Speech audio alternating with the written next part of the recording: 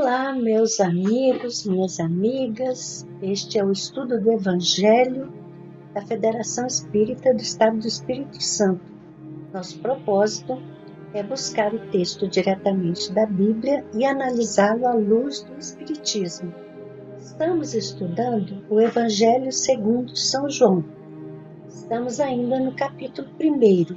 Neste encontro, vamos analisar os versículos de 29 a 34. No texto bíblico, estamos usando uma tradução de Ferreira Almeida que está disponibilizada online. Está dito assim: no dia seguinte, viu João a Jesus, que vinha a ele e disse: Eis o Cordeiro de Deus que tira o erro do mundo. Este é o mesmo de quem eu disse: depois de mim, vem um homem que começou antes de mim, porque existia primeiro que eu. Eu não sabia, mas para que ele fosse manifestado a Israel, é que eu vim mergulhar na água. E João deu testemunho, dizendo: Vi o Espírito descer do céu como uma pomba e permanecer sobre ele. Eu não o sabia, mas aquele que me enviou para mergulhar na água disse-me: aquele sobre quem vires descer o Espírito e ficar sobre ele, esse é o que mergulha no Espírito Santo. E eu vi e testifiquei que ele é o escolhido de Deus. Então, este episódio conta aquele momento em que Jesus vai ao encontro de João Batista, e João Batista estava batizando à beira do Rio Jordão.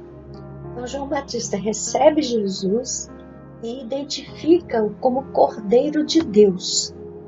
Nós sabemos que entre os hebreus era prática religiosa de sacrificar, desde os tempos de Moisés, um cordeiro para limpar-se dos pecados. João identifica Jesus dessa forma. E esta identificação vai ter uma ressonância no Velho Testamento, nas profecias de Isaías, no capítulo 53, versículos de 4 a 7. Isaías diz assim: verdadeiramente ele tomou sobre si as nossas enfermidades e as nossas dores levou sobre si, e nós o reputávamos por aflito, ferido de Deus e oprimido. Mas ele foi ferido por causa de nossas transgressões e moído por causa de nossas iniquidades. O castigo que nos traz a paz estava sobre ele, e pelas suas pisaduras fomos sarados. Todos nós andávamos desgarrados como ovelhas, cada um se desviava pelo seu caminho, mas o Senhor fez cair sobre ele a iniquidade de todos nós. Ele foi oprimido e afligido, mas não abriu a sua boca. Como um cordeiro foi levado ao matadouro, e como a ovelha muda perante os seus tosquiadores, assim ele não abriu a sua boca. Essa profecia foi feita por Isaías, que foi um profeta que viveu entre 765 e 681 a.C. Então, séculos antes da vinda de Jesus, Isaías descreve uma situação de alguém que viria se sacrificar, alguém que não teria nenhum tipo de pecado, vamos dizer assim, um espírito de condição pura, mas que viria fazer o sacrifício para nos ensinar, para significar para nós o caminho dessa redenção. Então, essa profecia está sendo cumprida e João identifica Jesus como esse que vai se sacrificar, o Cordeiro de Deus. Em seguida, João Batista afirma que o homem que vem depois dele existia primeiro que ele. Olha essa fala. Então, à luz do Espiritismo, nós só podemos entender considerando os conhecimentos espirituais, da realidade espiritual. E Jesus era primo de João Batista. E João Batista havia nascido antes de Jesus. Então, João Batista reconhece em Jesus um espírito que existia antes dele, quer dizer, que era alguém com uma envergadura maior do que a dele mesmo. Então, é clara aí a identificação de uma realidade que antecede a vida material, a pré-existência dos espíritos. Porque se Jesus existia antes de João Batista, fica provado que ele tinha uma existência antes do nascimento dele mesmo. Então, se um homem existiu antes do nascimento, é provada a possibilidade para todos. Então, se a pré-existência de um só espírito for comprovada, ele só poderá nascer na Terra por meio da encarnação. Então, Jesus encarnou. E aí nós podemos também deduzir que se encarna uma vez, por que não pode encarnar uma segunda vez? Se o espírito existia antes de encarnar e encarnou, porque depois de desencarnar não poderá voltar a encarnar. Fica aí a reflexão sobre a reencarnação. E na frase de João, ele diz: eu não o sabia, mas para que ele fosse manifestado a Israel, é que eu vim mergulhar na água, significando que houve uma orientação espiritual para ele fazer aquele procedimento, aquele ritual de mergulhar as pessoas em água e recomendar que corrigissem os seus caminhos e criar um contexto em que houvesse presenças de pessoas e houvesse aquelas condições para que se manifestasse aquele efeito de um espírito descer como se fosse uma pomba sobre Jesus, né?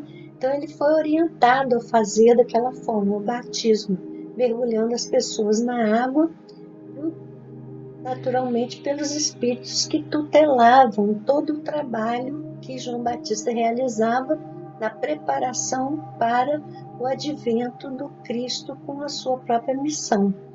Então, nós deduzimos que o objetivo seria reunir condições para o fenômeno de voz direta que naquele momento apresentou Jesus como Messias.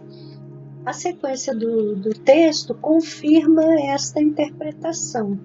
E João continua esclarecendo, dando motivo porque soube de que se tratava. Viu o Espírito descer do céu como pomba e permanecer sobre ele. Quer dizer, isso tinha sido afirmado para ele. Você vai fazer esse procedimento e quando chegar alguém que tiver essa manifestação de um espírito que desce, que se manifesta neste momento na voz direta também, esse é o Messias. Então ele tinha a indicação do que ocorreria, ele tinha indicação antes de ocorrer.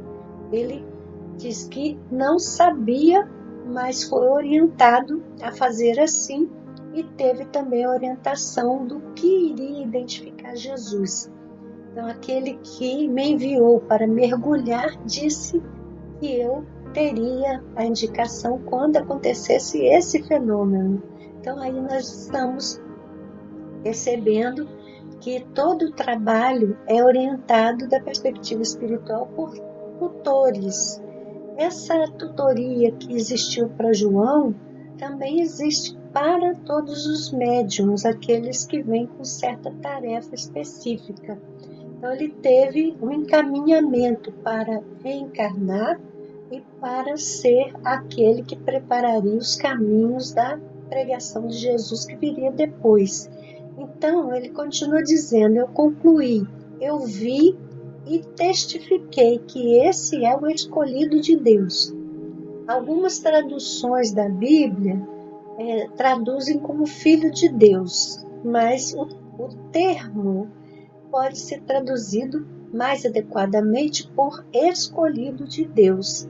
É uma tradução que é atestada por mais antigos e importantes manuscritos que aqui nós podemos ter acesso nos estudos especializados. Então, Além disso, a expressão escolhido de Deus, ela é muito empregada no Novo Testamento, né? A gente sabe disso. Então, não há nenhum texto de Emmanuel especificamente sobre esses versículos. Mas como essa palavra escolhida é uma palavra muito importante dentro do texto, tomando esta palavra que vai aparecer em outros versículos do Novo Testamento, nós encontramos uma interpretação de Emmanuel sobre esse termo escolhido, que está no livro Irmão. É um livro editado pela editora Ideal. No capítulo 10 tem um texto chamado Escolha, e Emmanuel diz o seguinte: chamados e escolhidos não constituem expressões que se ajustam unicamente ao quadro das revelações vertidas do céu para a terra. Observemo-la no campo da experiência comum, de vez que toda criatura é escolhida para expressar os elementos chamados por ela mesma a substancializar o centro da própria vida. Quem coleciona as labaredas da tentação é escolhido para inflamar o incêndio da angústia. Quem busca os espinhos da estrada é escolhido para guardar o espinheiro no coração. Quem anota desapontamentos e amarguras é escolhido para capitanear o desânimo. Quem se esforça por estudar e aprender é escolhido para guardar o conhecimento superior e transmiti-lo aos seus semelhantes. Quem se esmera no cumprimento das próprias obrigações é escolhido para representar a força do progresso. Quem busca estender as flores da bondade é escolhido para colher os frutos da simpatia. Serve à fraternidade e refletir-lhe-ás a glória imperecível. Exalta a fé pura e converter-te-ás em base de confiança. Teus mais íntimos pensamentos são ímãs vigorosos, trazendo-te ao roteiro as forças que procuras. Não te detenhas na tristeza que te angariará desencanto, mas nem te confines à revolta que te imergirá o coração nas correntes da indisciplina. Esquece todo o mal, para que o bem te enobreça o caminho. Não ouvides que o tempo infatigável dar-nos-á, hoje e sempre, o lugar que nos é próprio, porque a vida escolher-nos-á para a treva ou para a luz, segundo a nossa própria escolha. Então, é assim que funciona a lei da vida. De acordo com a nossa escolha, nós nos colocamos num caminho a semear e vamos colher isso mesmo que nós semeamos. Então, que nós possamos perceber Jesus como o escolhido de Deus para nos trazer o recado da boa nova e que nós nos coloquemos nesta condição de sermos escolhidos para as boas realizações que a vida nos pede. Muita paz, queridos amigos, queridas amigas. Até uma próxima oportunidade, se Deus quiser.